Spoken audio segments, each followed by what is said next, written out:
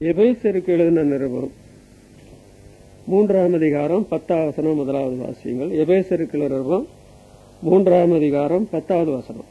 உன்னதங்களில் உள்ள பிரயோஜனங்களுக்கும் அதிகாரங்களுக்கும் அவருடைய அனந்த ஞானமானது சபையின் மூலமாக இப்பொழுது தெரியவரும் பொருட்டாக அவருடைய அனந்த ஞானமானது சபையின் மூலமாக தெரிய வரும் பொருட்டாக. 21வது வசனம் அடுத்து. சபையிலே கிறிஸ்து இயேசுவின் மூலமாய் தலைமுறை தலைமுறைக்கும் சதா காலங்களிலும் மகிமை உண்டாவதாக. சபையிலே கிறிஸ்து இயேசுவின் மூலமாய் தலைமுறை தலைமுறைக்கும் சதா காலங்களிலும் மகிமை உண்டாவதாக. ஆமென். 20வது வசனத்தில் நாம் வேண்டிக் கொள்வதற்கும் நினைக்கிறதற்கும் மிகவும் அதிகமாய் நமக்குள்ள கிரியை செய்கிற வல்லமையின்படியே நமக்கு செய்ய வல்லவராகிய அவருக்கு. இந்த காலையில நான் உங்களோடு கூட சேர்ந்து சபையின் மூலமாய் சபையிலே என்ற தலைப்பில் நான் உங்களுக்கு கர்த்தருடைய வசனத்திலிருந்து பேச விரும்புகிறேன். சபையின் மூலமாய் சபையிலே ஆண்டவருடைய அனந்த ஞானம் எப்படி தெரிய வருகிறது என்று கேட்டால் அது சபையின் மூலமாக தெரிய வருகிறது. நான் வாழுகிற உலகம் அறிவு பெருத்த ஒரு உலகமாயிருந்தாலும் தேவ ஞானம் கொஞ்சமும் இல்லாத ஒரு உலகத்துல தான் நான் வாழுகிறோம். உலக ஞானத்தினாலே மனுஷன் தேவனை அறியாதிருக்கையிலே பைத்தியமாய் தோன்றுகிற பிரசங்கத்தினாலே விசுவாசிக்கிறல ரட்சிக்க தேவனுக்கு பிரியமாயிற்று.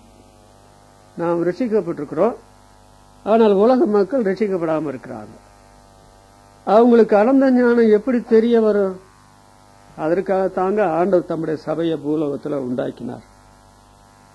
இன்னொன்று சபை என்று ஒன்று இருந்தால், நாம் அதில் அங்கத்தினராக இருந்தால், சபை என்ன சாதாரணப்பட்ட ஒரு இயக்கமா? சபையிலே கிறிஸ்து இயேசுவின் மூலமாய் தலைமுறை தலைமுறைக்கு, நாம இந்த தலைமுறையில் இருக்கிறோம், செத்து போயிடுவோம். இன்னொரு தலைமுறை வரும், இன்னொரு தலைமுறை வரும், இன்னொரு தலைமுறை வரும். இப்படி 2000 வருஷமாக எத்தனையோ தலைமுறைகள் மாறி இருக்கிறது. சபையில கிறிஸ்து இயேசுவின் மூலமாக தலைமுறை தலைமுறைக்கு மகிமை உண்டாவதாக. ஆண்டவருக்கு மகிமை உண்டாகிக் கொண்டே இருக்கிறது. எதன் மூலமாக? சபையில, சபையின் மூலமாக. சபையில ஆண்டவர் என்ன செய்கிறார்?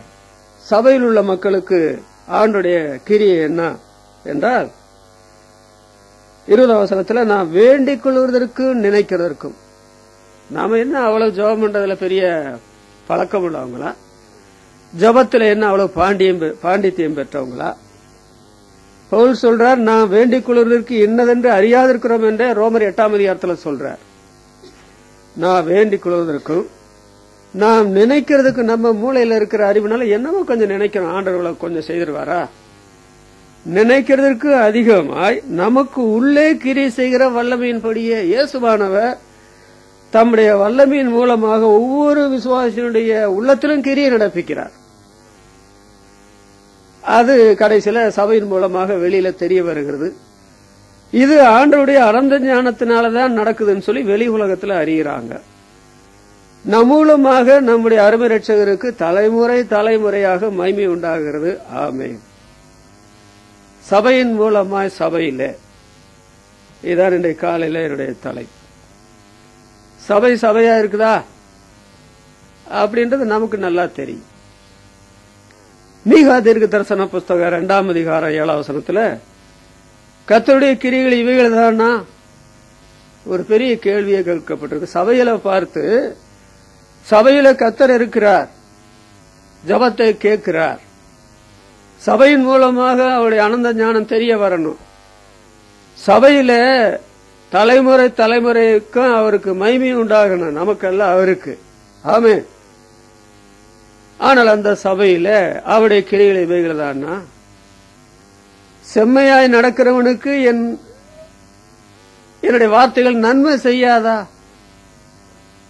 அப்ப ஒவ்வொரு விசுவாசியும் சேர்ந்து செயல்படும் பொழுது, நமக்கு நியமிக்கிற ஓட்டத்தில் ஓடும் பொழுது என்ன நடக்கிறது தெரியுமா? செம்மையாய் நடக்கிறவனுக்கு என்னுடைய வார்த்தை நன்மை செய்யும். இந்த கிரியைகளை விட எத்தனையோ கிரியைகளை நான் என்னுடைய சொந்த சபையில செய்வேன். ரத்தக்கரையம் கொடுத்து வாங்கின சபையில செய்வேன். தீத்து நிருபத்தில் வாசிக்கிறோம், நாம் நற்கிரியை செய்யும்படிக்கு பக்தி வைராக்கியம் உள்ளவர்களாக இருக்குவதற்காக ஒப்புக் கொடுத்தார் என்று எழுதியிருக்குது. சபையின் நாயகர் நம்மை சபைக்குள்ள கொண்டு வந்திருக்கிறார். நம் மூலமாக ஏராளமான கிரிகளை நடப்பிக்க அவர் விரும்புகிறார். நம்முடைய நோக்கம் என்னவா இருக்கணும் தெரியுமா? சபையின் மூலமா அவருடைய ஆனந்த ஞானம் விளங்கணும். சபையில தலைமுறை தலைமுறைக்கு மகிமை உண்டாகணும்.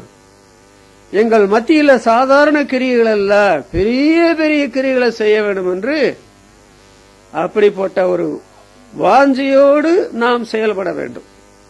அதற்கு தாங்க சபையில ஆண்டவர் நம்மை அங்கத்தினர்களாக மாற்றி இருக்கிறார்.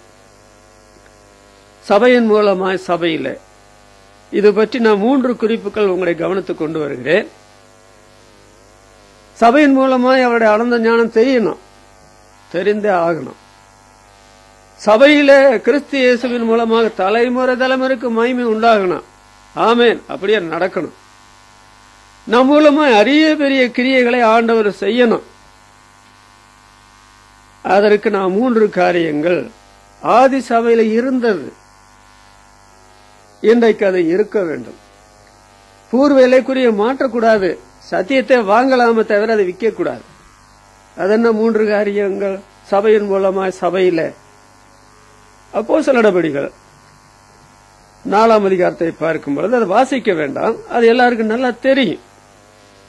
அங்க என்ன நடந்து தெரியுமா? நிலங்களையும் வீடுகளையும் உடையவர் விற்று 34ஆம் வசனத்துல, 4ஆம் அதிகாரம் 34ஆம் வசனத்துல, நிலங்கள் வீடுகள் உடையவர்கள் விற்று விற்கப்பட்டவருடைய கிரயத்தை அப்போஸ்தலருடைய பாதத்தில் வைத்தார்கள். அவனவனுக்கு தேவையானது தக்கதாக பகிர்ந்து கொடுக்கப்பட்டது. அவரிலே ஒருவனுக்கும் ஒன்றும் குறைவாயிருந்ததில்லை. 32ஆம் வசனத்தில் விசுவாசிகளாகிய திரள் கூட்டத்தார் ஒரே இருதயமும் ஒரே மனம் உள்ளவர்களுமாயிருந்தார்கள். ஒருவனாகிலும் தனக்குள்ளவைகளில் ஒன்றையும் தன்னுடையதென்று சொல்லவில்லை. சகலமும் அவளுக்கு பொதுவாயிருந்தது. இந்த வேத பகுதியிலிருந்து என்ன நாம் பார்க்கிறோம் தெரியுமா? சபையின் மூலமா அவருடைய ஆனந்த ஞானம் விளங்கணுமா? சபையில கிறிஸ்து இயேசுவின் மூலமாக தலைமுறை தலைமுறைக்கு மகிமை விளங்கணுமா? நம்மில ஆண்டவர் ஒவ்வொரு விசுவாசினுடைய வாழ்க்கையிலும் அரிய பெரிய காரியங்களை செய்யணுமா? அதற்கு சபையாரான நம்ம எல்லாருடைய பொறுப்பு என்ன தெரியுமா? சபைக்கு வருகிறவர்களின் அன்றாட தேவை பூர்த்தியாக்கப்பட சபை முயற்சி செய்ய வேண்டும். முயற்சி செய்கிற இடம்தான் சபையாகும். சபைக்கு வருகிற யாவரின் அன்றாட தேவை பூர்த்தியாக்கப்படுகிறதற்கு சபை பொறுப்பெடுக்க வேண்டும். அப்படி உள்ள ஒரு இடம் தாங்க சபை. இதுவும் போதாது என்று நீங்க 35ஆம் வசனத்துல நான் சொன்னேன், பகிர்ந்து கொடுக்கப்பட்டது என்று சொல்லி அவர்கள் ஒருவனுக்கு ஒன்றும் குறைவா இருந்ததில்லை. போதுமில்ல, ஆனா போதாது. அடுத்த வசனத்துல பார்த்தால், சீப்புரு தீவானும் லேவியனும் அப்போஸ்தலர்களாலே ஆறுதலின் மகன் என்று அர்த்தம் கொள்ளும் பர்னவா என்னும் மறுபெயர் பெற்றவனுமாகிய யோசே என்பவன் தனக்கு உண்டாயிருந்த நிலத்தை விற்று, அதுவும் போதுமா? அதுவும் போதாது. அடுத்த வசனத்துல வாசிக்கிறோம், 5ஆம் அதிகாரம் 1 வசனத்துல, அனனியா என்னும் பேர்ல ஒருவனும் அவனுடைய மனைவியாகிய சப்பீராலும் தங்கள் காணியாட்சியை விற்றார்கள். இந்த மாதிரி ஒன்றன் பின் ஒன்றாக இந்த மக்கள் செய்யறதனுடைய காரணம் என்ன? எங்கள் ஆண்டவருடைய அனந்த ஞான சபையில வெளிப்பட வேண்டும். சபையில சதா காலத்துக்கு மகிமை உண்டாக வேண்டும். எங்கள் ஆண்டவர் கொடுங்கள் என்று சொன்னார். கொடுத்தால் அமுக்கி குலுக்கி சரிந்து போகும் மட்டும் திருப்பி போடுவார் என்று சொன்னார். நீங்கள் 1 கொடுத்தால் 100 மடங்கு பலம் தருவதாக சொன்னார். இப்ப விசுவாசிகளாக நாங்க மாற்றப்பட்டுட்டோம். 3000 பேர் ரட்சிக்கப்பட்டுட்டாங்க. அப்புறமும் நிறைய பேர் ரட்சிக்கப்பட போறாங்க. பெரும்பாலான மக்கள் அன்றாட தேவைகள் கூட சந்திக்கப்படாத நிலையில ஏழைகளா இருக்கிறாங்க. இவர்களை பற்றி எங்களுடைய பொறுப்பு என்ன தெரியுமா? எங்களுக்கு வீடு உண்டு, எங்களுக்கு நிலம் உண்டு. நாங்கள் இந்த வீட்டையும் நிலத்தையும் விற்று அப்போஸ்தலருடைய பாதத்தில் கொண்டு வந்து வைப்போம். பரணமாத செய்கிறார், அனனியா சப்பிராத செய்யறாங்க. இல்லாதவங்க பெட்டி பிரச்சனையில இருக்கிறவங்க அதை செய்யறாங்க. அப்படி செய்தனுடைய காரணம் என்னவென்றால், சபையில அன்றாட தேவை சந்திக்கப்பட வேண்டும். அன்றாட தேவை சந்திக்கப்படாத ஒரு நபர் கூட சபையில் இருக்கப்படாது. நாங்கள் ஒரே சரீரத்தில் அவயவங்களாக இருக்கிறோம். ஒரு அவயம் பாடுபட்டா எல்லா அவயமும் பாடுபடும். ஒரு அவயம் சந்தோஷப்பட்டா எல்லா அவயம் சந்தோஷப்படும். நாங்க விசுவாசிகளான திரள் கூட்டத்தார் தான். எங்களுக்கு 2 மனசும் கிடையாது, 2 நாக்கும் கிடையாது, 2 இருதயமும் கிடையாது. ஒரே இருதயம், ஒரே மனசு. ஒருவனு என்னுடையது நாங்க சொல்ல மாட்டோம், பகிர்ந்து கொடுப்போம். ஒருவனுக்கும் குறைய வைக்க மாட்டோம். அருமையானவர்களே, தேவனுடைய ஞானம் இந்த சபையில வெளிப்படாம இருக்குமா? இந்த சபையில் ஆண்டுடைய மகிமை தலைமுறைக்கு வெளிப்படாம இருக்கும் நீங்க நினைக்கிறீங்களா? சபையில வருகிற யாவரின் அன்றாட தேவை பூர்த்தியாக்கப்பட வேண்டும். அப்படி உள்ள ஒரு இடம்தான் சபையாகும். அப்போஸ்தலர் நடபடிகள் 11ஆம் அதிகாரம் 28ஆம் வசனத்திலிருந்து 30ஆம் வசனம் வரையில வாசித்தீங்கன்னா, அகபு என்ற ஒரு தீர்க்கதரிசி வந்து சொல்றாரு, உலகமெங்கு ஒரு பெரிய பஞ்சம் வரப்போறது. அது அகஸ்து ராயன் காலத்துல ஏற்பட்டது. என்ன செய்தாங்க தெரியுமா? உடனே பணம் வசூல் பண்ணி அவங்க யூதேயாவில் இருக்கிற சகோதரருக்கு அனுப்புறாங்க. அந்த அனுப்புனவங்க யாரு நீங்க பாத்தீங்கன்னா, எருசலேமில் உண்டான சபைக்கு அடுத்து உண்டான சபை அந்தியோகியா சபை. அது புறஜாதியாரால உண்டான சபை. இவங்க என்ன நினைச்சிருக்கலாம், அவங்க ஏற்கனவே உண்டாக்குனவங்க, பாலும் தேனும் ஓடுகிற ராஜ்யத்தில் இருக்கிறவங்க, நாங்க புறஜாதிகளா மனம் மாறினவங்க, நாங்க போய் அவங்களுக்கு செய்யணுமா? ஏன் அங்க இருக்கிறவங்க எல்லாம் ஒருத்தர் ஆள் இல்லையா? அங்க இருக்கிறவங்க அவங்களுக்கு செய்யட்டும். அந்த மாதிரி ஒரு விளக்கமும் பண்ணாம, எங்களுடைய உத்தரவாதம் என்று ஒன்று இருக்கு இல்லையா? அன்றாட தேவைகள் எங்களுக்கு சந்திக்கப்படணும், மற்றவங்களுக்கு சந்திக்கப்பட வேண்டுமல்லவா? பிறப்பிக்கப்பட்டவனிடத்தில் அன்பு கூறுகிற எவனும் அவரால் பிறப்பிக்கப்பட்டவனிடத்தில் அன்பு கூறுகிறான் என்று எழுதியிருக்குதே. அதனால எங்களுடைய உத்தரவாதத்தை நிறைவேற்றுவோம் என்று சொல்லி அதை சேகரித்து அனுப்புனாங்க. தேவனுடைய பிள்ளைகள் அதை பெற்றுக்கொண்டு நன்றி சொன்னாங்க. 2 கொரிந்தியர் 8ஆம் அதிகாரத்தை பார்த்தால், மக்கதோனியா நாட்டு சபைகளுக்கு தேவன் அளித்த கிருபை, விசேஷமான கிருபை, அந்த கிருபை அவர்களோடு நின்று விடாதபடி அது கொரிந்து சபை முழுவதையும் பற்றி பிடித்தது. கொரிந்து சபை புறஜாதிகளான உண்டான சபை, எண்ணிக்கையில அதிகமான ஆட்கள் உள்ள சபை, பவுலப்போஸ்தலர் மூலமாக உண்டாகி இயங்கின சபை. அந்த சபையின் மக்கள் என்ன பண்ணாங்க தெரியுமா? எங்கெல்லாம் விசுவாசிகள் இருக்கிறார்களோ அந்த தரித்திரமான விசுவாசிகளுக்கு எங்களுடைய உத்தரவாதத்தை நாங்கள் நிறைவேற்ற வேண்டும் என்று சொல்லி, அவர் கொடிய தரித்திரமுடையவர்களாக இருந்தும் நாங்கள் நினைத்ததன்படி மாத்திரம் கொடுக்காமல் திராணிக்கு மிஞ்சி கொடுக்க தாங்களே மனதுள்ள உள்ளவர்கள் என்று பவுலப்போஸ்தலர் இங்கே சொன்னதாக பார்க்கிறோம். விசுவாசிகள் என்று சொன்னால் அவங்க தன்னலமற்றவங்க, பொதுநலவாதிகள், பிறனுக்கானவர்களை நோக்குவார்கள், தனக்காக வாழாமல் பிறனுக்காக வாழ்வார்கள். வேதம் அப்படி போதிக்கிறது. ஆண்டவர் போதனை நிருபத்தில் வருகிறது. இந்த விசுவாசிகள் என்ன பண்ணாங்க தெரியுமா? அப்படி செய்ததுனால அந்த நாட்கள்ல உலக மக்கள் மத்தியில தரித்திரம் நிறைய காணப்பட்டாலும் உலகத்துல தரித்திரம் இல்லாமல் இருப்பதில்லை என்று ஆண்டவர் சொன்னார் 2000 வருஷத்துக்கு முன்னால. இன்றைக்கு தரித்திரம் இல்லாத ஒரு தேசம் கூட கிடையாது. ஆனால் தரித்திரர் இல்லாமல் ஆக்குவோம். எங்க தெரியுமா? தேவனுடைய திருச்சபையில தரித்திரம் இல்லாமல் ஆக்குவோம். அது யாரால? ஆண்டவர் எங்களை அந்த காரணத்தோட வச்சிருக்கிறார் என்று சொல்லி அவருடைய அனந்த ஞானத்தை பாருங்க. எங்க சபையில கிறிஸ்து இயேசுவின் மூலமாக தலைமுறைக்கு மகிமை உண்டாகட்டும். இயேசுவான ஒரு பெரிய புரட்சிவாதி. அவர் நன்மை செய்கிறவராகவே சுற்றி திரிந்தார், ராத்திரி பகலா. பிதா என்னை உலகத்தில் அனுப்பினதை போல நான் உங்களை உலகத்துக்கு அனுப்பி இருக்கிறேன். சுவிசேஷ ஊழியத்துக்காக மாத்திரமல்ல, மனிதருடைய அன்றாட தேவைகள் சந்திக்கப்படுவதற்காக, விசுவாசியுடைய அன்றாட தேவைகள் சந்திக்கப்படுவதற்காக என்று சொல்லி ஆண்டவர் சபையில நம்மை கொண்டு வந்து சபையில் அங்கத்தினராக வச்சிருக்கிறார். நீங்கள் நான் என்ன செய்யணும் தெரியுமா? நம்முடைய சபையில அங்கத்தினரா இருக்கிறவங்க அல்லது உலகமெல்லாம் இருக்கிற சபையில அங்கத்தினர் இருக்கிற தேவனுடைய பிள்ளைகளுடைய அன்றாட தேவை சந்திக்கப்பட்டுச்சா? அந்த தேவை சந்திக்கப்படுவதற்கு உத்தரவாதம் நாங்க உணர்றோம், அதற்கு செய்ய வேண்டிய காரியத்தை செய்யறோம்.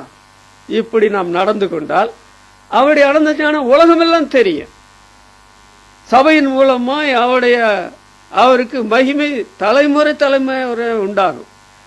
ஆனால் நீங்க இதை செய்ய முடியல, செய்ய மாட்டேன் நீங்க இருந்தீங்கன்னா அத சபையின் யார் சொல்லுவா? அதுல எப்படி அனந்த ஞானம் வெளிப்படும்?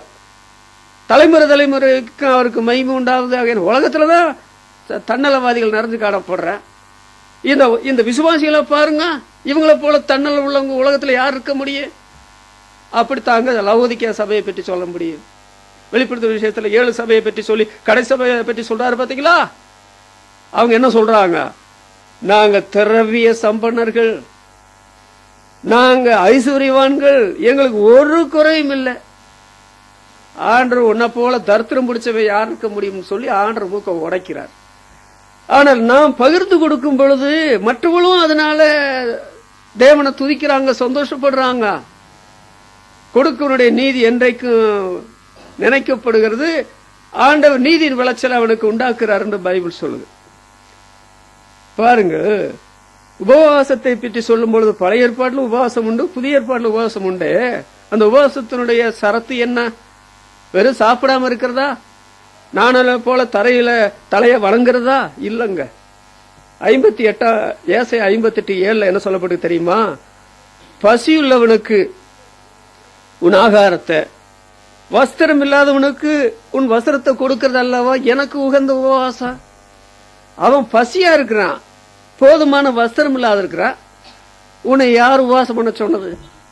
உபவாசத்தினுடைய சரத்து என்ன தெரியுமா? பசியுள்ளவனுக்கு உன் ஆகாரத்தை கொடு, வஸ்திரம் இல்லாதவனுக்கு உன் வஸ்திரத்தை கொடு.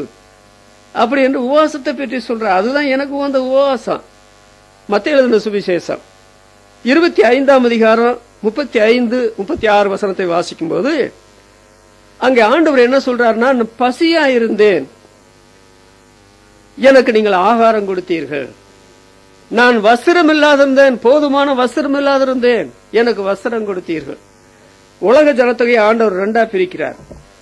ஒரு கூட்டமான ஆட்களை ஆண்டவர் சொல்றாரு, பிசாசுக்கு அவனுடைய தூதருக்கு ஆயத்தப்படுத்தப்பட்ட நித்திய நரகத்துக்கு போங்க அப்படின்னு சொல்றார். நீங்க ரட்சிக்கப்படாதனால, சபையில சேராதனால, ஞானஸ்தானம் எடுக்காதனால என்றதை பற்றி ஆண்டவருக்கு சொல்லவே கிடையாது. அங்க என்ன சொல்றாருன்னா, நான் பசியா இருந்தேன், நீங்கள் எனக்கு ஆகாரம் கொடுக்கவில்லை. நான் வஸ்திரம் இல்லாத இருந்தேன், எனக்கு வஸ்திரம் கொடுக்கல. போங்க, தன்னலவாதிகளா இருந்துட்டு நீங்க பரலோகத்துக்கு போலாம் நீங்க நினைக்க போய் சேருங்க. ஆனால் இன்னொரு கூட்டத்தை பற்றி ஆண்டவர் சொல்றார், உலக தோற்றம் முதல் ஆயத்தப்படுத்தப்பட்டு என்னுடைய பிதாவின் ராஜ்யத்துக்கு போங்க. நீங்க ரட்சிக்கப்பட்டதுனால, ஞானஸ்நானம் எடுத்ததுனால, சபையில கூட்டங்களுக்கு எல்லாம் ஒழுங்கா வந்துட்டு போனதுனால சொல்லல. நான் பசியா இருந்தேன், எனக்கு ஆகாரம் கொடுத்தீங்க. நான் வஸ்திரம் இல்லாத இருந்தேன், எனக்கு வஸ்திரத்தை கொடுத்தீங்கன்னு சொல்லி ஆண்டவர் அதை பற்றி சொல்றாரு. அப்ப சபையில சேர்ந்த விசுவாசிகளான தேவஜனங்கள் மற்ற காரியத்தை பற்றி எல்லாம் சிந்திக்கிறீங்களே, ஏன் இதை சிந்திக்கல?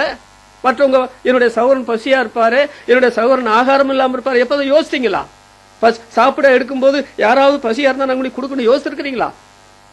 நம்முடைய சபையில இருக்கிறவங்க அல்லது மற்ற இடத்துல இருக்கிறவங்க வஸ்திரம் இல்லாத இருப்பாங்களே, அவங்களுக்கு வஸ்திரம் ஒண்ணு வாங்கி கொடுக்க எப்பதான் நீங்க யோசித்தீங்களா? அவருடைய ஆனந்த ஞானம் சபையின் மூலமா தான் தெரிய வருகிறது. அவருக்கு சபையில மகிமை தலைமுறை உண்டாகிறது எப்படி? இந்த காரியத்தினாலும்.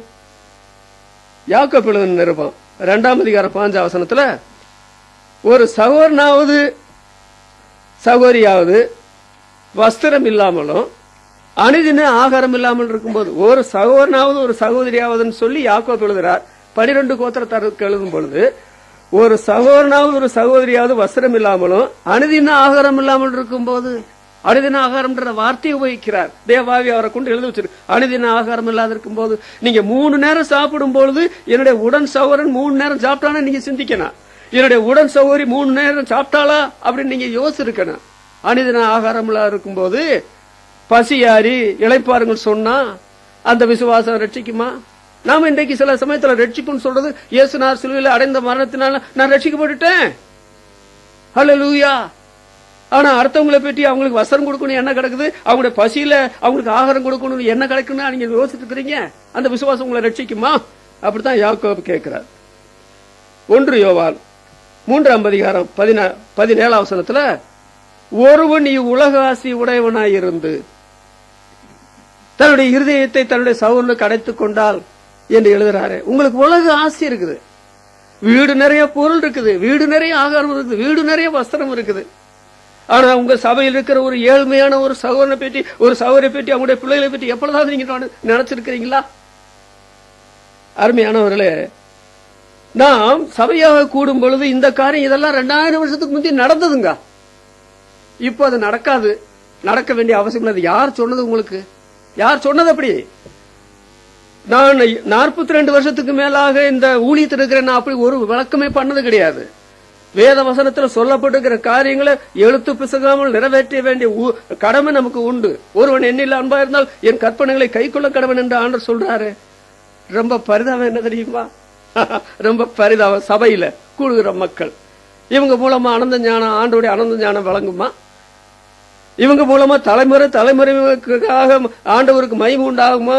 ஆமென் என்று சொல்லலாமா? என்ன வாசிக்கிறோம்?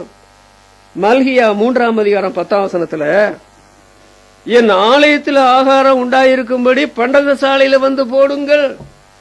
நீங்கள் 2 காரியத்தில் என்னை வஞ்சித்தீர்கள். திருடினீர். 1ஆம் நம்பர் திருடர்கள்.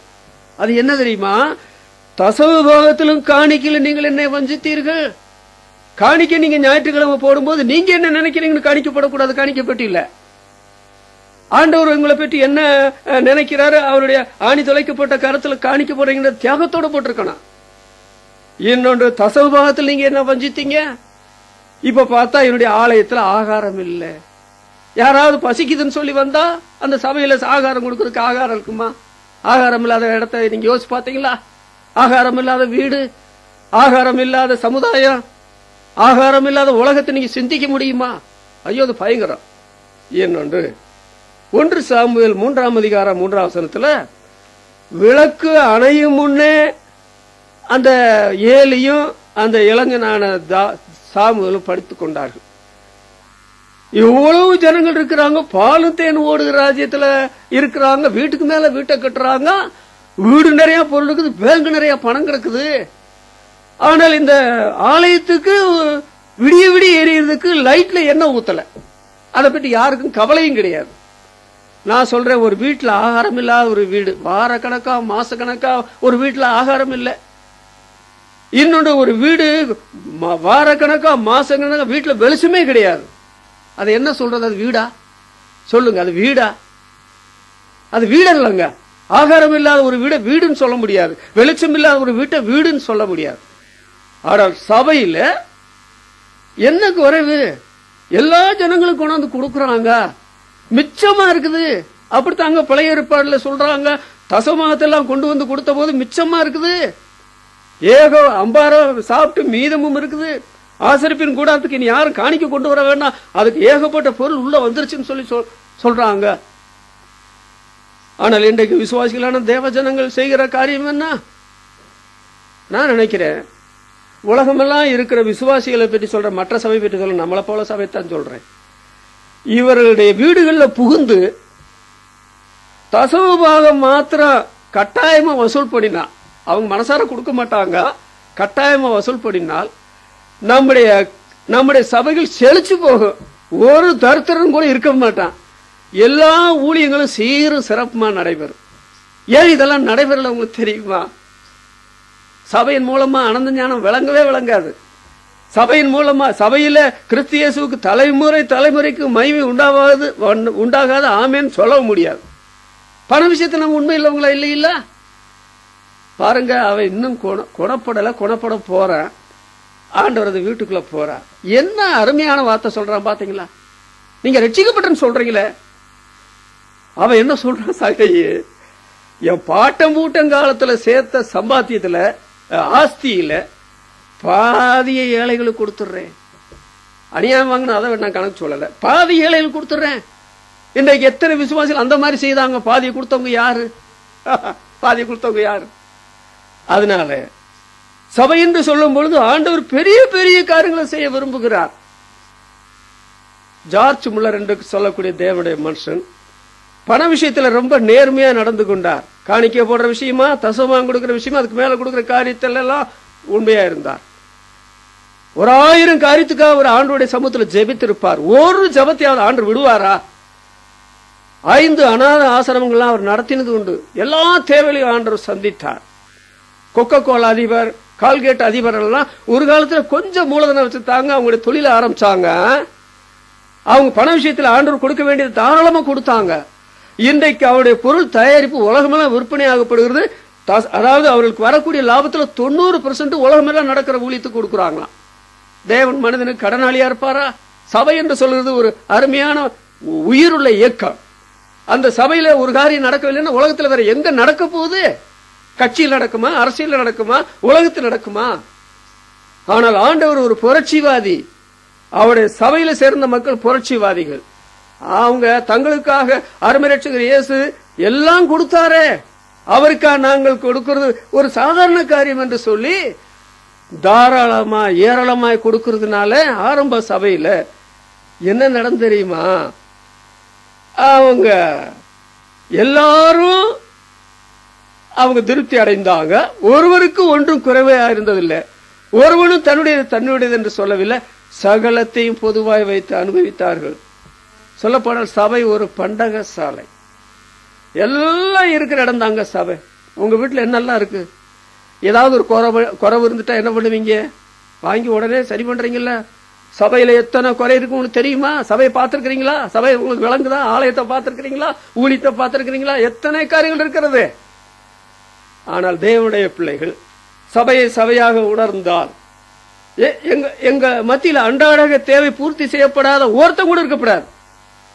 அப்படி நீங்க செயல்பட்டு பாருங்க, கர்த்தர் பெரிய காரியங்களை சபையில செய்வாருங்க. இது முதல் குறிப்பு. இரண்டாவது, அப்போஸ்தலர் நடபடிகள் 5ஆம் அதிகாரம் 15-16 வசனம் படிங்க.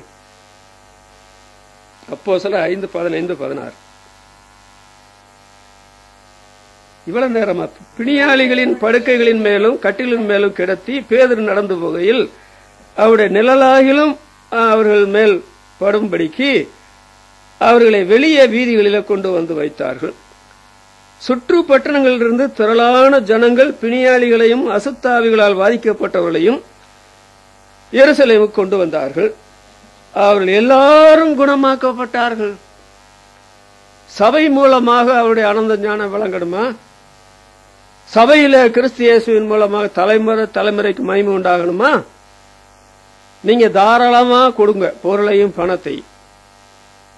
யாருக்கு தேவையுள்ள மக்களுக்கு. ஆண்டவருக்கு நீங்க கொடுக்க முடியாது. அப்படி பைபிள்ல சொல்லுது, ஆண்டவருக்கு நீங்க கொடுக்கிறதாக. சங்கீதம் 16:2 தாவீது என்ன சொல்றாரு? என் செல்வம் உமக்கு வேண்டியதாயிராமல் அது மகாத்துமாக்களுக்காகவும் பூமியில் உள்ள உமது பரிசுத்தவான்களுக்கு அது வேண்டியதா. தாவீது பணம் அனுப்பாத ஒரு தேசம் உண்டா? கொடுக்காத ஒரு மகாத்மா உண்டா? கொடுத்து பாருங்க, ஆண்டவர் உங்களை ஆசீர்வதிப்பார். சபையும் பூரணப்படும். தேவனுடைய பிள்ளைகள் யாரும் தரித்திரமா இருக்க மாட்டாங்க, இல்லைன்னு யாரும் சொல்ல மாட்டாங்க. இங்கே சபைக்கு கொண்டு வரப்படுகிற அதே சமயத்தில் சபை அங்கத்தினர் இருக்கிறவர்களின் வியாதி சுகமாகும் இடம்தான் சபை. எங்க இருந்தும் ஜனங்களை வியாதி உள்ளவங்களை கொண்டு வராங்க, அசுத்த ஆவி பிடிச்சவங்களை கொண்டு வராங்க. இவங்களுக்கு சுகம் தருகிற ஒரு இடம் எது என்று கேட்டால் அதாங்க சபை. இன்னொன்று, உள்ள இருக்கிறவங்களுக்கு சுகவீனம் வந்தா அதற்கும் இந்த இடம் தான் பரிகாரம் உண்டாக்குறது. யாக்கோப்பு 5ஆம் அதிகாரம் 14ஆம் வசனத்திலிருந்து 16ஆம் வசனம் வரையில, உங்களில ஒருவன் வியாதிப்பட்டால் சபையின் மூப்பர்களை வரவழைப்பானாக, கர்த்தருடைய நாமத்தில் என்னை பூஜிச்சு ஜெபம் பண்ண கடவன், ஒருவருக்கு ஒரு பாவங்களை அறிக்கை செய்யுங்க, நீதிமான் செய்யும் ஊக்கமான வேண்டுதல் பலன் உள்ளதா இருக்கிறது, பாவமும் மன்னிக்கப்படும், நோய் குணமாகும் என்று யாக்கோப்பு அந்த 12 கோத்திரத்தாருக்கு எழுத நிருபத்துல சொல்றார். அப்ப சபைக்கு கொண்டு வரப்படுகிற அதே சமயத்துல சபையில் அங்கத்தினராக இருக்கிற வியாதி நீங்கிற இடம் எது தெரியுமா? அதாங்க சபை. இதுக்கு நீங்க விளக்கம் சொல்லக்கூடாது. இதெல்லாம் ஆரம்ப காலத்தில் நடந்ததுங்க, அது இப்ப நடக்கிறது ஆண்டோட சித்தமல விளக்கம் சொன்னா நான் ஏற்றுக்கொள்ள ஆயத்தமா இல்லை. ஒரு சபையா இருந்தால் அந்த சபையின் மூலமாக இது நடக்கணும். அன்றாட தேவைகள் சந்திக்கப்படணும். விசுவாசியுடைய தேவை சந்திக்கப்படணும். உலக மக்களுடைய தேவைகள் கூட சந்திக்கப்பட்டால் என்ன நஷ்டம்? அவர் அந்நியன் மேல அன்பு வைத்து அன்னவசரம் கொடுக்கிறார் என்று உபாகம புஸ்தகத்தில் எழுதப்பட்டிருக்கிறது. சொந்தக்காரன் மேல இல்ல, அந்நியன் மேல வைத்து அன்பு வைத்து அன்னவசரம் கொடுக்கிறார். விசுவாசிகள் பாரபட்சம் இல்லாம கலாத்திற்குன்னு சொல்றாரு, யாவருக்கும் வேதவசனத்துல தேவவசனத்துல பிரயாசப்படுகிறவர்களுக்கு நாம் கொடுக்க கடவோம் என்று 6ஆம் அதிகாரத்தில் கலாத்தியர்கள் நிறுவனத்தில் எழுதுகிறார். இங்கே வியாதியஸ்தரா யாராவது சபை கொண்டு வராங்களா அல்லது சபைக்குள்ள யாராவது வியாதியா இருக்கிறாங்க சொன்னா அதெல்லாம் ஆண்டவரே பாத்துக்கிடுவாருங்க, நாமெல்லாம் அதுல ஒரு பொறுப்பு எடுக்க வேண்டியதில்லை அப்படின்னு நீங்க சொன்னீங்கன்னா, வெளியில இருந்து ஜனங்கள் வியாதியாக சபைக்கு கொண்டு வந்தாலும் சபையில் இருக்கிற மக்கள் வியாதிப்பட்டாலும் இதற்கு நாம என்ன செய்யணும், இதை ஒரு சுகமாக்குற ஒரு இடமாக நம்ம இதை பயன்படுத்தணும். இங்க சுகம் பெற்று ஜனங்கள் போகணும், இங்க ஜனங்கள் தேவைகளை பூர்த்தியாக்கப்பட்டு ஜனங்கள் போகணும். அப்படித்தான் சபையை பற்றி ஆண்டோடைய திருவுள்ள சித்தம்.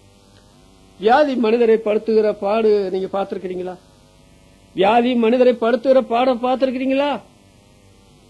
மதுரையில எர்ஸ்கின் ஆஸ்பத்திரி ஒண்ணு இருக்குது. சாயங்காலம் ஆயிட்டா ஜனங்கள் எக்கச்சக்கமா போறாங்க. புதுசா போறவங்க இந்த ஜனங்கள் எல்லாம் எக்கச்சக்கமா ஏன் போறாங்க? அப்படி ஏதாவது திருவிழாவுக்கு போறாங்களா, கல்யாணத்துக்கு போறாங்களா, ஏதாவது முக்கியமான யாராவது அரசியல்வாதிகள் வந்துட்டாங்களா நீங்க நினைக்கப்படாது. அதற்கு கூட அவ்வளவு ஜனங்கள் கூட்டம் போறது இல்ல. மதுரையில எர்ஸ்கின் ஆஸ்பத்திரிக்கு அவ்வளவு கூட்டம் சாயங்காலம் போறாங்க, காலையிலயும் போறாங்க. எதுக்கு? வியாதி நீங்கிறதுக்கு அல்லது வியாதி உள்ளவங்க பாக்குறதுக்கா போற. இது உலகம் எல்லாம் இருக்கிறது.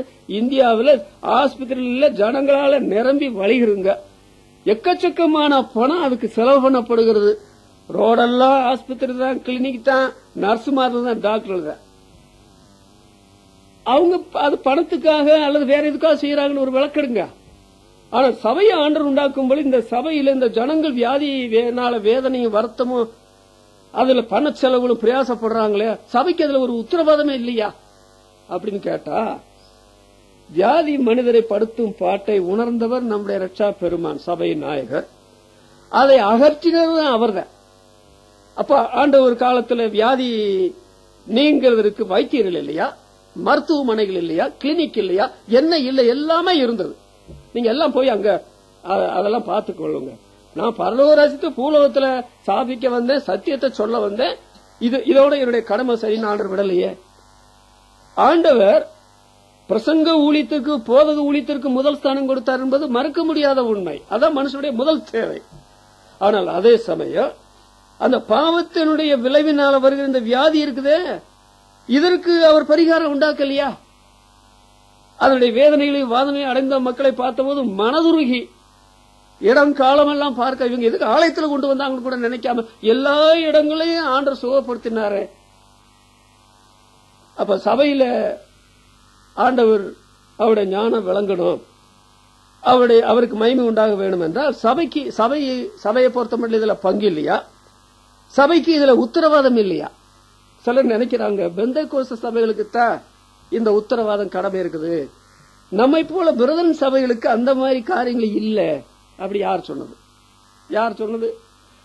நான் 42 வருஷ ஊழியத்துல நான் சொல்லுவேன், வியாதியா இருந்து நோயாளியா இருந்து ரெண்டும் ஒரே பிரச்சனையா இருந்துச்சு. ஆண்டவர் என்ன சுகப்படுத்தினார். என்னுடைய வியாதிக்கும் என்னுடைய பாவத்துக்கும் அவர் எனக்கு தேவையா இருந்தார், என்னுடைய வியாதிக்கு எனக்கு அவர் தேவையா இருந்தார். 42 வருஷ காலத்துல நான் எவ்வளவு வியாதியில கடந்து துடிச்சிருக்கிறேன். எனக்கு மருத்துவத்துக்கு போறதுக்கு பணம் உண்டா? என்னை யாராவது கூட்டிட்டு போவாங்களா? அப்ப ஆண்டவர் எனக்கு பாவத்தை மன்னித்து இன்றைக்கும் பாவத்தை மன்னிக்கிறவராக என்னுடைய நோயை குணமாக்கி இன்றைக்கு எனக்கு நோயை குணமாக்குறவராக இருக்கிறதுனால நாம மனுஷர் மத்தியில தானே இருக்கிறோம், விசுவாசிகள் மத்தியில தானே இருக்கிறோம். இந்த பிரச்சனைகளுக்கு நாம் பரிகாரம் உண்டாக்காம இருக்கிறோமா? அன்றாட தேவையில்லை ஆண்டவரை பூர்த்தி செய்வார்னு சொல்லி நீங்க இஷ்டப்படி உங்க பணத்தையும் பொருளையும் செலவு பண்ணலாமா? வேதம் அப்படி போதிக்குதா? இன்னொன்று, வியாதியுடைய பிரச்சனைகளை வெளி உலகத்திலும் பார்க்கிறோம், தேவஜனங்கள் மத்தியிலும் பார்க்கிறோமே, இதற்கு ஒரு பரிகாரம் உண்டாக்க வேண்டாமா? அப்போஸ்தலர் நடவடிக்கைகள் 9ஆம் அதிகாரம் 32 35 வசனம் வரையில வாசிக்கும் போது பாருங்க, பேதுரு போய் எல்லாரையும் சந்திச்சு வர்றார். அப்படி சந்திக்கும் போது லித்தா ஊர்ல குடியிருக்கிற பரிசுத்தவான்களிடத்துல போனார். அங்க நடந்த காரியம் என்ன தெரியுமா? 8 வருஷமாய் கட்டில் மேல திமிர்வாதக்காரனாய் கிடந்த ஐனேயா இவன் 8 வருஷமா கிடக்கிற திமிர்வாதக்காரனா. இந்த மக்கள் 8 வருஷ காலம் இவனை பார்த்துட்டே இருக்கிறாங்க. யார்? அந்த ஐனேயாவை. ஒரு ஒரு ஒரு உத்தரவாதமும் அவன் காட்டல.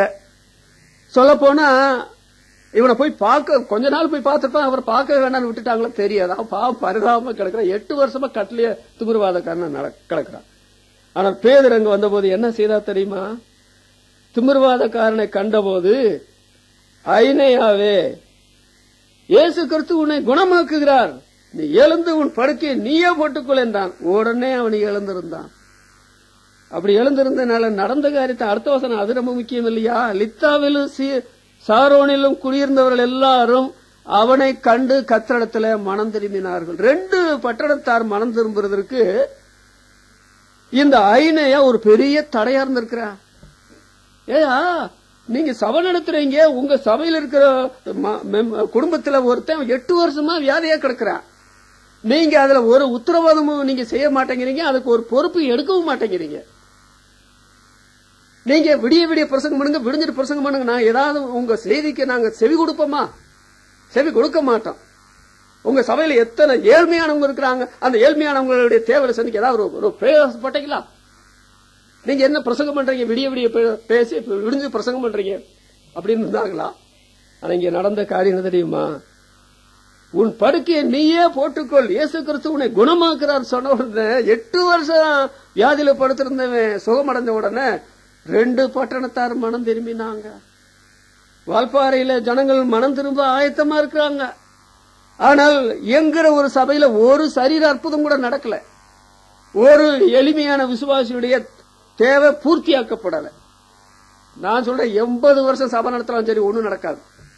ஆனால் சபை சில குறுகிய காலம் நடந்தாலும் கர்த்தர் பெரிய காரியங்களை செய்வார். நாம் வேண்டிக் கொள்வதற்கும் நினைக்கிறதுக்கும் மிகவும் அதிகமா நம் மூலமாய் கிரியை செய்கிற தேவன். அதுக்கு நீங்க என்ன செய்யணும் தெரியுமா? உங்களை போல பிறனை நேசிங்க, அவங்கள மதிங்க, அவருடைய தேவைகளை பற்றி உணருங்க, போய் தேடி பார்த்து உதவி செய்யுங்க. உங்களுக்கு ஆண்டவர் சந்தர்ப்பங்களை தருவார். இன்னொன்று, உங்களுக்கு வியாதி வந்துட்டா நீங்க என்ன செய்வீங்க? யாராவது வந்து விசாரிக்கணும்னு சொல்லி உங்களுக்கு விருப்பம் இருக்குமல்ல? அதனாலதான் ஆண்டவர் சொல்றார், நான் வியாதியா இருந்தேன், என்னை பார்க்க வந்தீர்கள். சில இடங்கள்ல ஊழியக்காரன் செத்து போன பிற்பாடு தேடி போவாங்க. ஒரு சம்பவம் நான் சொல்லட்டுமா? மதுரையில் நான் அப்போ எல்லாம் ஊழியனா இருக்கிறேன். எனக்கு சபையாருக்கு என்னை பற்றி ரொம்ப தெரியாது. மைல் கணக்கா நடப்பேன் துண்டு புண்ணில் எடுத்துட்டு. டீ குடிக்கிறதுக்கு ஒரு அப்பெல்லாம் 30 பைசாவுக்கு டீ கிடைக்காது.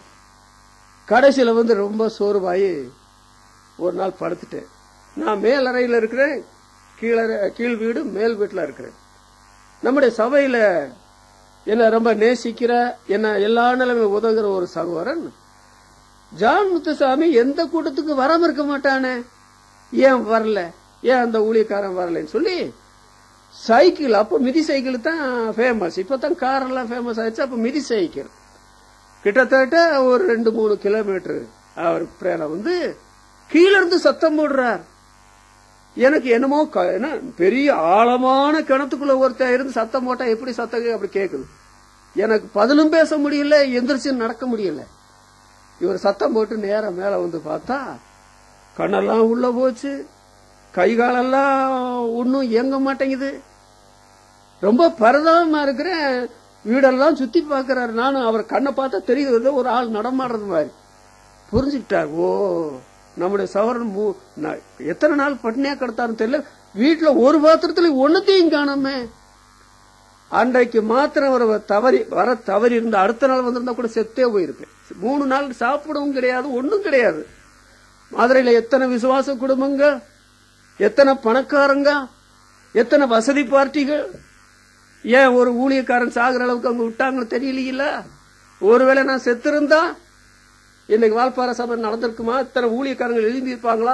ஆயிரமான மக்களுக்கு ஆண்டுடைய வார்த்தை சொல்ல முடியுமா? சில வேளைகளை விசுவாசிகள் நம்ம சாதாரணமா சில காரியங்கள் நினைக்கிறோம், சாதாரணம் அல்ல. ஆண்டவர் சொல்றாரு, அந்த 2 காசு போட்ட விதவையை பற்றி, தன் ஜீவனத்துக்கு உண்டானது எல்லாவற்றையும் போட்டு விட்டால் யார் அப்படி செய்வா? செய்தால் எழுதியிருக்கிற அந்த 2 காசு காரியம் எவ்வளவு காரியங்களை சாதிச்சன்னு யாருக்கு தெரியும்? அண்ணா தெரேசா ஒரு விசுவாசினி எந்த கூட்டத்திலையும் அவர் சொன்னதில்லை. ஆனால் அவங்க சாகும் போது அவருடைய சொத்து மதிப்பு உங்களுக்கு கணக்கு தெரியுமா? வெறும் 600 ரூபாய் சொத்து மதிப்புள்ளதான் வச்சிருந்தாங்க சொந்தமா. 600. அதுல அவங்க சட்டையெல்லாம் வஸ்திரங்கள் அழுக்கா போயிட்டா அவங்களே துவைப்பாங்க, கிழிஞ்சு பணம் தச்சு போட்டுக்குருவாங்க. கோடி கோடி பணத்தை கையில வச்சு ஊழியத்துல சேவையில செலவு பண்ணவங்க. இன்னைக்கு தேவனுடைய மக்கள் எவ்வளவு காரியங்களை வச்சிருக்கிறோம். சேவை மனப்பான்மை இருக்குதா? விசுவாசின்னு சொல்றோமே, சபையில அங்கத்தினர் சொல்றோமே, ஏழை எளிய மக்களுடைய பசி தீரணும் என்ற அந்த தாக்கம் நமக்கு இருக்குதா? அவங்க வஸ்திரம் நல்லா உடுத்தணும், நம்மளை போல வஸ்திரம் உடுத்தணும் நமக்கு ஆசைப்படுறோமா? அவங்க சுகமடையணும், ஆரோக்கியமா இருக்கணும். மகளே வேதனை நீங்க சுகமாயிரு என்று ஆண்டவர் சொன்னாரே. அதில் இந்த வியாதி பிரச்சனைகள் வரும்பொழுது அதற்கு நாம உத்தரவாதம் இல்லையா? எசேக்கியா ராஜாவுக்கு வியாதி வந்தது. சிலர் வியாதி வராதுன்னு சொல்லி எல்லாம் வழக்கம் பண்றாங்க. நான் சொல்றேன், பைபிளை ஒழுங்கா படிச்சுட்டு நீங்க யார்ட்டையும் பேசணும், நீங்க பிரசங்கம் பண்ணணும். 2 சம்பவம் சொல்லிட்டுமா, நான் தீர்க்கதரிசியும் அல்ல, நான் தீர்க்கதரிசியினுடைய புத்திரனும் அல்லங்க. சாகர் வரைக்கும் சொல்லுவேன், நான் தீர்க்கதரிசி போல தீர்க்கதரிசியுடைய புத்திரனும் அல்ல. அவரு மேடையில ஏறி இந்த மாதிரி வியாதி வர்றது பாவம் அப்படின்னு சொல்லி பிரசங்கம் பண்ணுவார். நான் சொன்னேன் அவர்கிட்ட, நீங்க அந்த மாதிரி பிரசங்கம் பண்ண நிப்பாட்டுங்க, அது உங்க சொந்த கருத்தா இருக்கலாம். வியாதி வர்றது பரிசுத்தவான்கள் கூட வந்திருக்குதுன்னு சொன்னேன். நீங்க என்ன ஊழியக்காரர் வந்துட்டு நீங்க அந்த மாதிரி சொல்றீங்க? நான் சொன்னேன், உங்களை கொண்டு ஆஸ்பத்திரியில் அட்மிட் பண்ணுவாங்கன்னு சொன்னேன். கடைசியில் என்ன தெரியுமா, அந்த போதகரை கொண்டு போய் ஆஸ்பத்திரியில அட்மிட் ஆனது மாத்திரமல்ல, கையெல்லாம் பிடிச்சி கட்டி வச்சிருந்தாங்க, அந்த சேர்ல கட்டி வச்சு காலையும் கட்டி வச்சிருந்தாங்க. அந்த வியாதி மோசமான வியாதி. அப்புறம் இன்னொருத்தர் என்கிட்டே சொல்லுவார், நல்ல ஆவிக்குரிய விசுவாசிக்கு வியாதியே வராது. நான் சொன்னேன், எந்த பைபிள் இப்படி சொல்லுச்சுன்னு கேட்டேன். என்னுடைய சொந்த அனுபவம், வியாதி வராது. அப்படியா? பெரிய மனுஷன், வாழ்ப்பாருன்னு பெரிய ஆளு, நிறைய பைபிள் படிச்சவர். அப்ப நான் சொன்னேன், உங்களை ஆஸ்பத்திரியில் கூட அட்மிட் பண்ணுவாங்க சொல்லி. என்ன நீங்க ஊழியக்காரனா இருந்தா அப்படி சொல்றீங்க? ஆமா, உங்களை ஆஸ்பத்திரியில் கூட அட்மிட் பண்ணுவோம். ஒரு சில மாதங்கள் தான் ஆச்சுங்க. ஒரே வயிற்றோட்டம் வாந்தி. இனி வீட்டுல இருக்க என்ன பண்ணுவாங்க, வயிற்றோட்டம் வாந்தி பண்றவரை வீட்டுல வச்சுட்டு இருப்பாங்களா, கொண்டு போய் ஸ்டான்பர் ஹாஸ்பிட்டல் கொண்டு போய் சேர்த்துட்டாங்க. எனக்கு செய்தி வந்தது. நான் அதாவது வெக்கப்படுத்துறதுக்காக நான் போகல, என்றாலும் பாசத்தோட சரி அவரை போய் விசாரிக்கணும்னு போனா, போய் கதவுக்குள்ள நுழையும் போத சொல்றாரு, என்னை மன்னிச்சுங்க, நீங்க அன்னைக்கு சொன்னதை நான் உணரல, அதனாலதான் ஆண்டு என்ன இந்த வியாதியை கொடுத்து ஆஸ்பத்திரியில் அட்மிட் பண்ண வச்சாரு. அப்புறம் ஜோ மட்டும் வந்து அப்புறம் சோமாயி வீட்டுக்கு வந்துட்டார். அப்புறம் இறந்து போனார். எசேக்கியா ராஜாவுக்கு வியாதி வருமா? அவனை போல நம்பிக்கையில் ஒரு ராஜா முன்னையும் கிடையாது பின்னையும் கிடையாது எழுதியிருக்குங்க. ராஜான்னு சொன்னா என்ன வசதியான ஆகாரம், என்ன நல்ல சோப்பு, என்ன நல்ல மருத்துவ வசதிகள். ஆனா அந்த வியாதி வந்துருச்சு, ராஜ பிளவை. அதற்கு யார் பரிகாரம்? உலகத்துல எந்த மருத்துவத்தையும் ஒண்ணும் செய்யாது. அந்த பெரும்பாடுள்ள சரி ஏதாவது செய்தாங்களா? வைத்தியர்களால் அதிக வேதனைப்படுகிற போது தன்னுடைய ஆஸ்தி எல்லாம் செலவழித்து சற்றாகிலும் குணமடையாமல் இயேசுநாதருடைய வசனத்தின் ஓரத்தை தொட்டார், சுகமானதை சரீரத்தில் உணர்ந்தார். இந்த எசேக்கியா ராஜாவுக்கு சுகமடைந்ததுக்கு யார் காரணம்? தீர்க்கதரிசியே வந்து தேவனுடைய ஊழியக்காரர் ஏசாயா, அச்சிப்பழையடைய கொண்டு வாங்க, பட்டு போடுங்க, அது மருத்துவம் இல்லையா? அவர் அந்த வியாதி நீங்க பொழைச்சார். அப்போ சபை அதற்கு உத்தரவாதம் இல்லை நீங்க என்ன சொல்றீங்களா? அப்புறம் இன்னொரு பவுல் என்று சொல்லக்கூடிய தீமோத்தேயு, உன்னுடைய வயிற்றுக்காகவும் அடிக்கடி நேரிடுகிற பலவீனங்களுக்காகவும் நீ கொஞ்சம் திராட்சரசம் கூட்டிக்கொள். தண்ணீரை மாத்திரம் குடிச்சிட்டு காலத்தை ஊட்டிடாத, கொஞ்சம் திராட்சரசத்தை சேர்த்துக்கோ. அந்த வாலிபன் அப்படி அதை செய்தது. வேற அதிகமா திராட்சரத்தை சேர்க்க முடியாதுங்க, அந்த வசதியும் அவருக்கு இருந்தது கிடையாது. பவுல் அப்போஸ்தலன் அந்த வசதியை உண்டாக்கியும் கொடுக்கல. அப்ப விசுவாசிகளான தேவனுடைய பிள்ளைகளுக்கு வியாதி வர முடியும். அதற்கு சபை ஒரு உத்தரவாதத்தை நிறைவேற்ற வேண்டும். சொல்ல போனால் சபை ஒரு மருத்துவமனை என்றே நான் சொல்லுவேன்.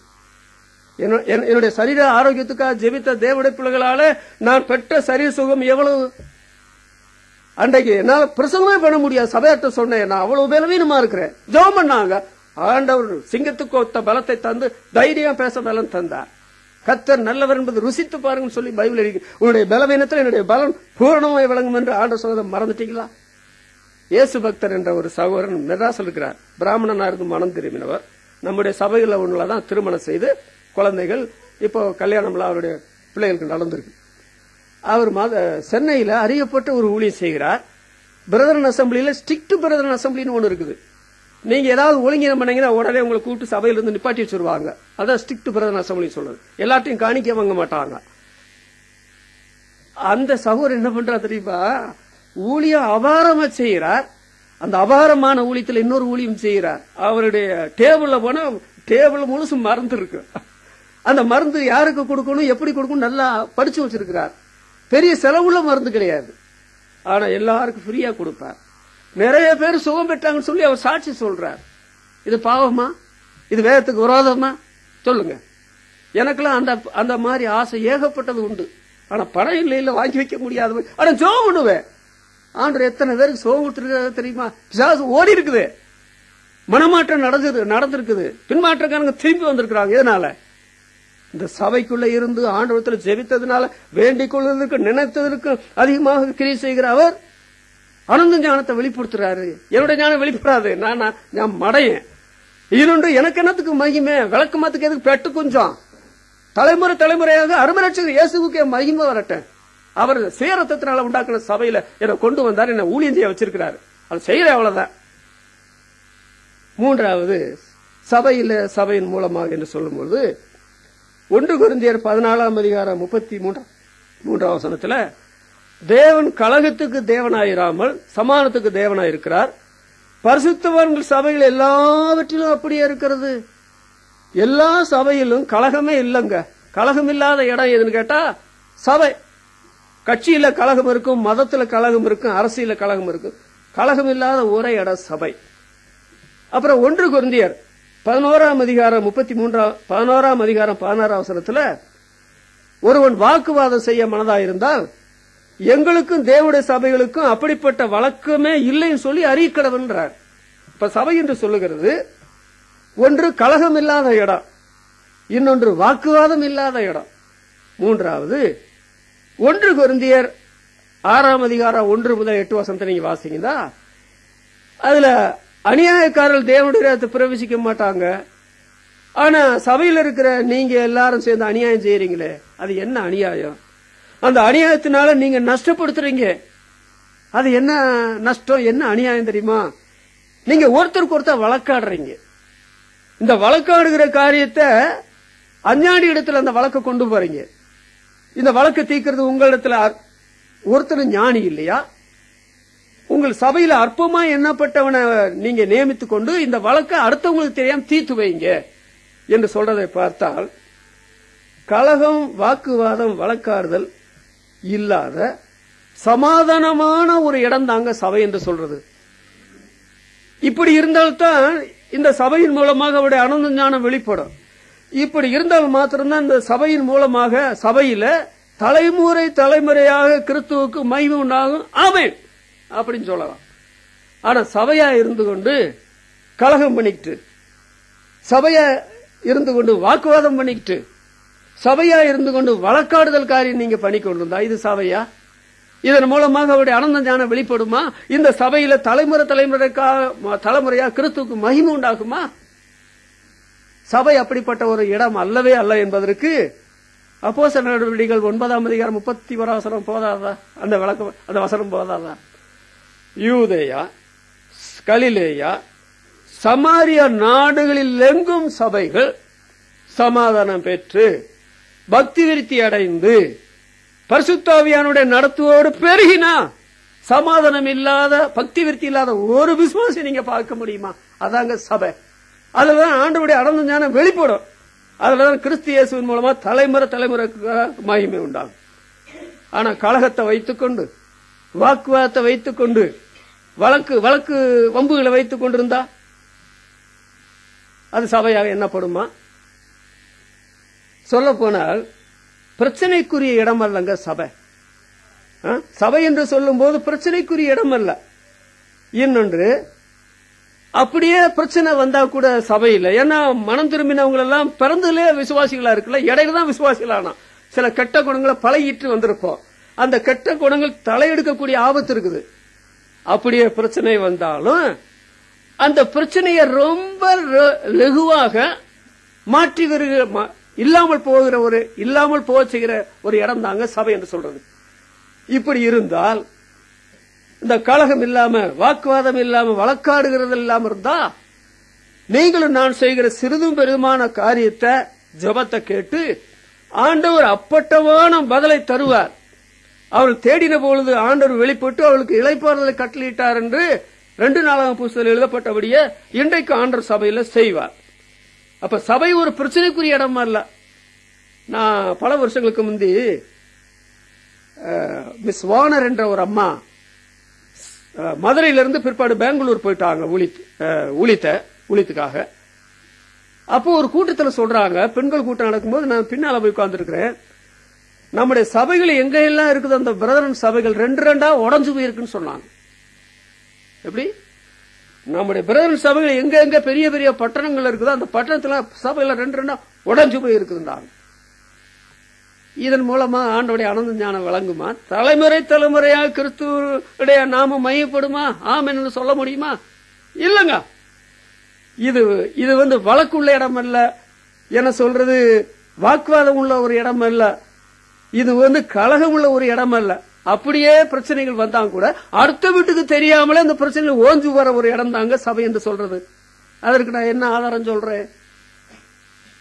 அது ஆபிரகாம் லோத் 2 பேரும் சகோதரர்கள், நாம் சகோதரர். பக்கத்துல கானானியர் இருக்கிறாங்க, பார்த்து நம்முடைய தேவனை பரிகாசம் பண்ணுவாங்க. நீ வலதுபுறம் போனா நான் இடதுபுறம் போறேன், நான் இடதுபுறம் போனா நீ வலதுபுறம் போ, தெரிந்து கொள்ற காரியத்தை நீயே செய்துக்கோ அப்படி சொல்லிட்டு வந்த அந்த பிரச்சனையில எனக்கும் உனக்கும் என் மெய்ப்பெருக்கும் ஒரு மெய்ப்பெருக்கு வாக்குவாதம் வேண்டாம். வித்தின் 5 minutes பிரச்சனை ஓவர், முடிஞ்சு போச்சு. ஆனால் இன்றைக்கு சில சமயத்துல சபைகள் வந்தா, சபையில பிரச்சனை வந்தா எல்லா குடும்பத்துக்கும் தெரிஞ்சு, எல்லா சபைகளுக்கும் தெரிஞ்சு, சபையார் ஒரு முறையில பல முறை அந்த பிரச்சனையை தீர்க்கிறது கூட்டம் போட்டு இப்படி தாங்க மதுரையில் நடந்து சபை ஒண்ணுமில்லாம போச்சு. ஒரு மனுஷன் செத்தே போயிட்டார். அந்த சமயத்துல பிசாசு உள்ள புகுந்து ஒரு சபையில அருமையான ஒரு தேவனுடைய மனுஷன் இறந்தே போனார்.